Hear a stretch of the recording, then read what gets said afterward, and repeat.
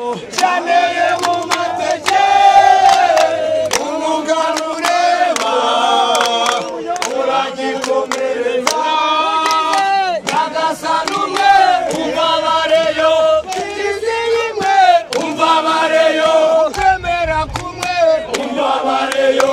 ikizimwe umbabareyo ikizimwe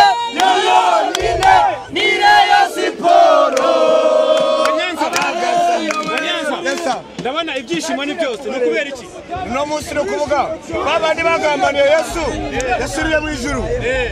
bamwe bagambaniye Yesu yabacomotse mu Yesu ari mu ijuru nababwiye ko Farawo agomba kumukinga mwari mwaje gukina mwari mwaje gushigikira ikipe ntabwo twaje gukina twaje guhangana murakinaga mukura se bamuze ndashima Yesu cyabagiro wa wacu ijape nambaye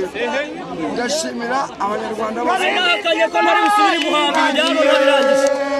bari mukina yakunda ku munsi w'izuka rya Yesu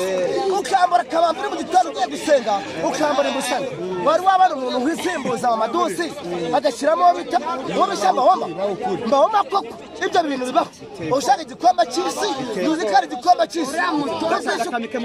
reka mubwize ukuri igikombe cy'u Rwanda Nyiragasazi turagushaka bigira hino oya ngwino mubwize ukuri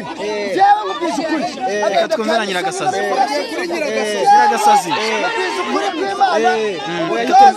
asimbuje nabi asimbuje amadusi ashyiramo uwo bita mbawama yambara imbusane ku munsi mukuru w'izuka rya Yesu. Nyiragasazi bigenze bite se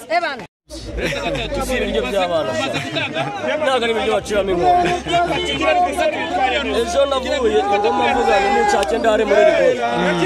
ibyo ngomba gusohoza utakwaza kuza kubibona babibone nabyo kwereke neza baze kuza kubibona wayibonye reka nyishireho neza kugira baze kuza kubibona atanga ubwo bivuze ko igikombe mwanya peri yari iriho nawe uyitishe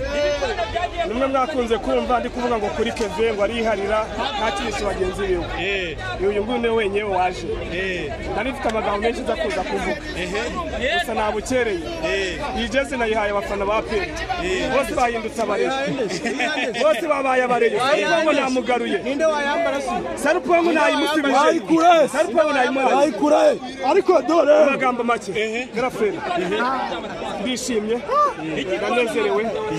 etese ariko ari umufana wa peri ngwino mwegere